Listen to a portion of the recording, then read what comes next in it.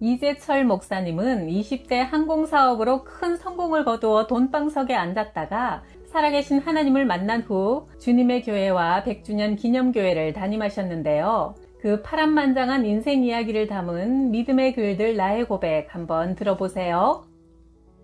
신대원 2학년이 되던 해 나는 영락교회 교육전도사가 되었다. 새벽까지 책을 보다가 화장실에 가려고 거실로 나왔을 때 어머니 방에 조금 열린 문틈으로 어머니의 애절한 기도 소리가 흘러나오고 있었다. 하나님 아버지, 또 3달만 있으면 이 집을 떠나 다른 곳으로 이사를 해야 합니다. 아무쪼록 알맞은 집을 얻게 해주시고 전세금을 받아 이사갈 집에 전해주는 모든 과정에 조금도 차질이 없도록 도와주옵소서. 그때 우리는 이촌동 제1아파트에 살고 있었는데 1년이 지나자 집주인이 집을 비워달라고 하여 이리저리 집을 알아보던 중이었다. 어머니는 벌써부터 그것이 걱정이 되어 그토록 한밤에 애절하게 기도하고 계시는 중이었다. 어머니의 친정은 구포에서 소문난 만석군이었고 아버지도 사업을 하셨기에 어머니는 평생 고생을 모르고 살아오신 분이었다. 그런데 76세가 되신 지금 전세금 주고받는 일에 차질없게 해달라는 기도를 하시느라 밤잠을 못 주무시다니. 그날 밤 나는 잠을 잘 수 없었다. 창문으로 쏟아져 들어오는 새벽빛을 맞으며 하나님 앞에 무릎 꿇고 기도드리기 시작했다. 주님, 제 어머니가 이제 몇 년밖에 더 못 사실 텐데 매년 손수 이삿짐 사시는 것을 보는 것이 자식으로서 정말 괴롭습니다. 주님, 어머니가 천국 가시는 그날까지 옮겨 다니지 않고 편안히 사실 수 있는 집을 주십시오. 며칠 후 막내 누님으로부터 연락이 왔다. 매형이 사업상 떠맡게 된 3층짜리 집이 한 채 있는데 오랫동안 아무도 살지 않고 비어있으니 1층은 가정집으로 쓰고 2, 3층은 홍성사 사무실로 쓰면 어떻겠냐는 것이다. 하나님은 참 신비한 방법으로 응답하신다는 생각이 들었다. 감사하는 마음으로 마포구 합정동에 있는 그 집에 가보니 대저택이었다. 1층은 우리 가족이 쓰기에 넉넉한 공간이었고 2층에는 홍성사의 편집실, 총무부, 영업부, 미술실 등 자리를 잡고 보니 공간이 남지도 모자라지도 않고 딱 맞았다. 3층은 내 서재로 쓰기로 하고 평소에 내가 쓰던 책상과 책장, 소파를 넣으니 자로 잰 듯 정확하게 맞아떨어졌다. 더욱 신비한 것은 지하실이었다. 출판사에는 책을 쌓아둘 수 있는 창고가 필요한데 당시 홍성사가 보유하고 있던 재고 12만 권을 쌓아두려면 최소한 20평의 공간이 필요했다. 그런데 이 집의 지하실이 22평이었다. 12만 권의 책을 모두 입고시키고 보니 마치 처음부터 홍성사의 창고를 위해 지어진 것처럼 알맞았다. 게다가 3층 내 서재 바로 앞에는 개신교 성지인 양화진 선교사 묘역이 내려다 보이고 그 너머로는 천주교 성지인 절두산이 자리 잡고 있다. 나는 지금도 틈나는 대로 그 두 곳을 산책한다. 그 두 곳이야말로 내 영혼의 정화장이요 영감의 보고다. 목회자로서 이보다 더 좋은 곳에 서재를 가질 수는 없을 것이다. 서재 한쪽 모퉁이에는 조그만 기도실까지 있어 이사한 첫날 밤 기도실에서 무릎을 꿇고 뜨거운 눈물을 흘리며 마태복음 6장 34절을 암송하며 위대하신 하나님을 찬양했다.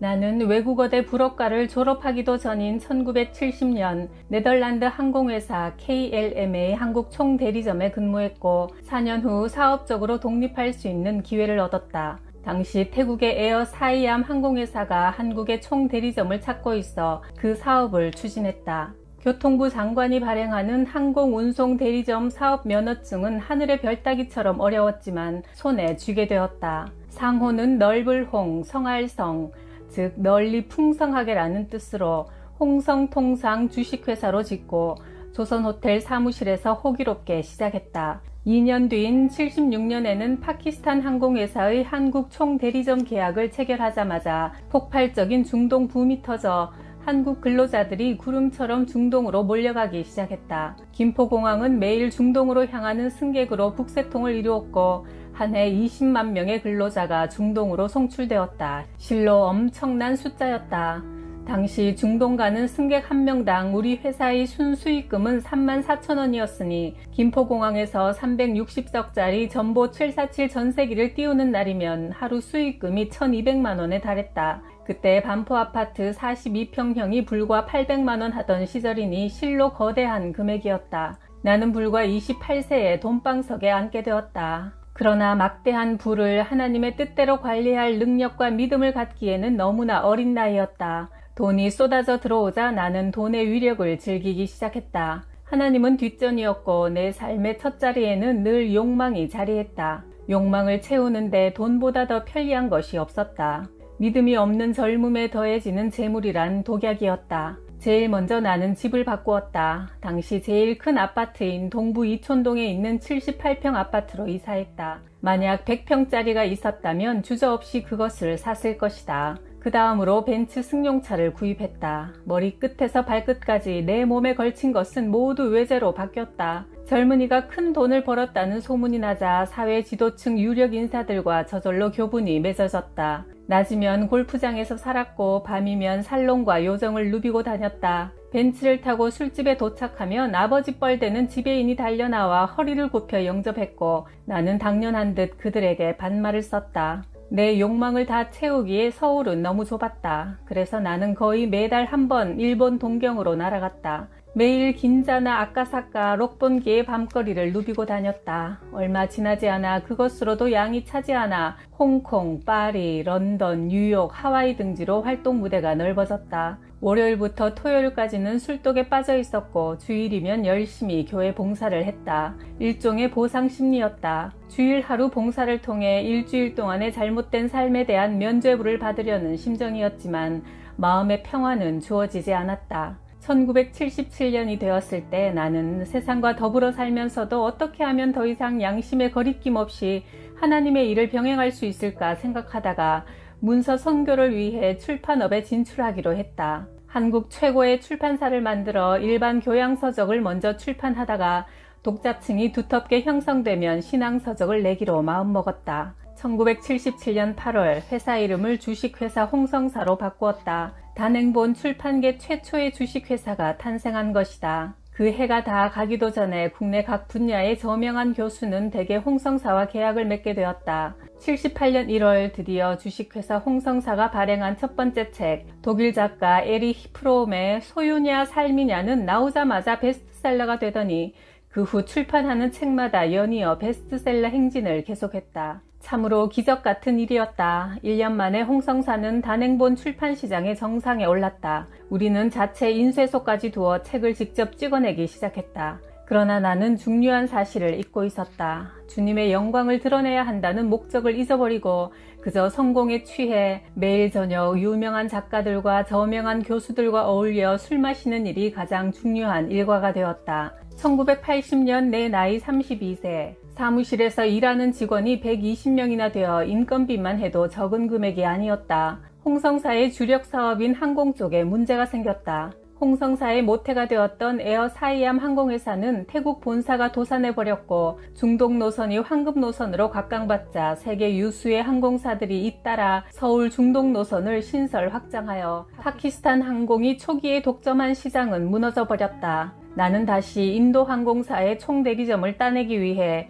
아시아 지역 총책임자를 만나러 주일날 아침 일본행 첫 비행기에 탑승했다. 교회 집사요, 재직회 서기요, 고등부 반사란 사람이 사업을 핑계삼아 토요일 밤을 술로 새우고 주의를 범하면서도 양심의 가책을 추호도 느끼지 않던 것이 바로 당시의 나의 적나라한 모습이었다. 그러면서도 나는 언제나 주님의 영광을 위해 사업하고 있다는 착각 속에 빠져 있었다. 서울을 출발한 지 48시간 만에 대리점 계약이 정식으로 체결되었다. 그날 오후 나는 서울행 비행기에 앉아 있었다. 성취감에 들떠 꼬냑을 한 잔 시켜 마신 다음 1등석 의자에 몸을 깊이 파묻었다. 인도 항공이 내게 새롭게 안겨줄 성공과 부의 열매가 눈앞에 어른거리는 그 순간 내 등 뒤에서 또렷한 음성이 들려왔다. 제철아, 그 많은 돈으로 도대체 너는 무엇을 하려느냐? 깜짝 놀라 뒤돌아보았지만 아무도 없었다. 그리고 그 음성은 한 번 더 들렸다. 순간 나는 몸을 벌떡 일으켰다. 그 질문에 금방 대답할 수 없었기 때문이다. 내가 도대체 왜 이러고 있는가? 아, 하나님의 영광을 위해서지. 그러나 나는 더 진지하게 생각해보지 못하고 몇 잔의 술을 더 시켜 마신 후 깊은 잠에 골아떨어지고 말았다. 인도 항공사의 대리점 영업을 막 시작하려는데 인도의 정치 문제로 인도 항공사와의 계약은 무효가 되어버렸다. 그 후 말레이시아 항공과 계약하려고 쿠알라룸푸르로 날아갔지만 그 일도 될 듯 하다가 싱겁게 무산돼 버리고 말았다. 게다가 파키스탄 곳곳에서 정부 반대 시위가 일어나 카라치 공항에서도 총소리가 들리자 홍성사의 주력 업종이었던 파키스탄 항공은 천국에서 지옥으로 전락해버렸다. 그때 나는 깊이 생각해야만 했었다. 내 앞에서 내 길을 막고 서 계시는 주님을 보아야만 했다. 1980년 나는 항공사업을 정리하고 출판 일에만 몰두하기로 했다. 그러나 그해 계엄령으로 인한 출판 검열은 출판 자체를 위축시켰고 연일 계속되는 학생들의 데모는 서점가를 얼어붙게 만들었다. 도산하는 서점과 도매상들이 속출했고 그때마다 우리 피해액이 수천만 원이 넘었다. 홍성사 창업 6년 만에 처음 맞는 위기였다. 나는 모처럼 만에 새벽 기도에 나가기 시작했고 하영조 전도사님을 모시고 직원들의 성경 공부를 시작했다. 밤에는 꼭지가 돌도록 술을 마시고 새벽이면 기도회에 나가 앉아있는 이중적인 생활이 날마다 계속되었다. 전체 매출은 50% 이상 줄었는데도 불구하고 덩치는 여전히 크다 보니 밑빠진 독에 물 붓기로 돈이 들어가 은행에서 대출받고 마침내 사채를 쓰기에 이르렀다. 튼튼한 재무 구조를 자랑하던 회사가 불과 6개월 사이 거대한 빚더미에 올라앉고 말았다. 모든 상황이 정신을 차릴 수 없을 정도로 곤두박질쳐 하루하루 살아남는 일이 급급했으나 나는 매일 밤 술 마시는 일만은 단 하루도 거르지 않았다. 드디어 부도 위기가 닥쳤다. 부도란 남의 회사에서만 일어나는 일인 줄 알았다. 그런데 내가 경영하는 회사가 부도가 나다니. 총 부채액이 7억이나 되었다. 당시 30평 아파트 한 채가 3천만 원 내외였으니 30평짜리 아파트 20채가 넘는 금액이었다.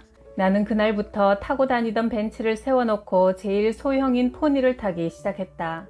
사무실 면적은 300평에서 40평으로 줄이고 직원 수는 120명에서 25명으로 감축했다. 돈을 빌리러 이리저리 다니다가 갑자기 내 다리가 저려오기 시작했다. 육신의 다리가 아니라 내 영혼의 저림이었다. 나는 도대체 왜 사업을 하고 있는가? 나는 무엇 때문에 홍성사를 경영하고 있는가? 내가 어떻게 경영했기에 부도가 났는가? 이미 오래전에 나 자신에게 물었어야 했던 질문이었다. 하나님의 영광을 위한 홍성사. 이것 때문에 출판을 시작했고 이것 때문에 먼저 한국 최고의 출판사가 되려고 그 엄청난 돈을 출판에 쏟아붓지 않았던가. 그래서 그동안 대체 무엇을 했나? 한국 단행본 출판계의 정상은 차지했지만 하나님의 영광을 위해 한 것이라고는 아무것도 없었다. 결과적으로 홍성사는 나 자신의 욕망을 위한 바벨탑일 뿐이었다. 인간을 위한 바벨탑이 무너지는 것은 너무나 당연한 일이었다. 나는 집으로 들어갈 수 없어 교회로 향했다. 참으로 오랜만에 진실된 마음으로 주님 앞에 무릎을 꿇었다. 그동안 나의 서원을 잊고 있었음을 회개했다. 그리고 이제부터는 정말 하나님의 영광을 위한 출판을 시작하기로 굳은 결단에 기도를 드렸다. 그제서야 내 영혼의 저림이 멈추었다. 며칠 뒤 누나의 소개로 세빛 맹인교회 안요한 목사님을 만나게 되었다. 5시간이나 취재하면서 얼마나 큰 감동을 받았는지 모른다. 홍성사가 하나님의 영광을 위해 해야 할 일이란 바로 이렇게 하나님을 만난 생생한 간증이 있는 분들을 찾아 격려하고 세상에 알리는 일이란 사실을 깨닫게 되었다. 소설가 이청준 씨가 안요한 목사님의 삶을 소설 형식으로 쓴 낮은 대로 임하소설을 출간하자 당장 베스트셀러에 올라 전국 서점으로부터 주문이 쇄도하기 시작했다. 그처럼 큰 반응이 전국적으로 일어나리라곤 짐작도 못했다. 격려와 감사의 엽서가 전국에서 날아들었다. 전혀 예수님을 믿지 않던 자가 이 책을 통해 예수님을 영접하게 되었다는 엽서들을 받을 때마다 얼마나 뜨거운 감동을 받았는지 모른다. 낮은 대로 임하소서가 출판계에서 선풍을 일으키자 이장호 감독이 영화로 만들었고 대종상의 작품상과 감독상을 수상하여 영화계에서도 돌풍을 일으켰다. 이와 같은 기대 이상의 낮은 대로 임하소서의 대성공은 부도 후 침체되어 있던 홍성사의 분위기를 쇄신시켜 주고도 남았다. 나는 다른 일반 서적들의 발행을 다 중단하고 오직 믿음의 글들 시리즈만을 펴내기로 결심했다. 그 후 김진홍 목사님의 새벽을 깨우리로다, 김성일 장편소설 땅끝에서 오다, 박효진 장로님의 하나님이 고치지 못할 사람은 없다 등 출판하는 책마다 화제에 오르게 되었다. 참으로 놀라운 일이 아닐 수 없었다. 하나님의 영광을 드러내는 책들을 내자 하나님께서 독자들의 큰 사랑을 받도록 은혜를 베풀어 주신 것이다. 홍성사는 다시 호황을 누리게 되었다. 살아계시는 하나님을 체험한 나는 1984년 장로회 신학대학 입학시험을 쳤다. 150명 모집에 약 500명이 응시한 높은 경쟁률 속에 합격자 명단에서 내 이름을 발견하는 순간 주님의 음성이 들렸다. 사랑하는 제철아, 나는 오래전부터 너를 위해 이 날을 예비해 두고 있었다. 1988년 나는 주님의 교회를 개척했고 예배당을 짓는 대신 헌금의 50% 이상을 선교와 구제에 쓰기로 하여 강남 YMCA의 4층 대강당에서 예배를 드렸다. 그리고 홍성사 사장직은 아내 정혜주에게 넘겨주었다. 내가 74년 홍성사를 설립한 후 그때까지 단 1원도 탈세하지 않는 것을 원칙으로 삼아왔다. 당시 출판계와 서점은 의뢰 세무자료를 누락시켜 총 매출의 30% 정도만 자료에 남겼으나 우리는 서점들의 거센 반발에도 굴하지 않고 세금 계산서를 100% 발행했다.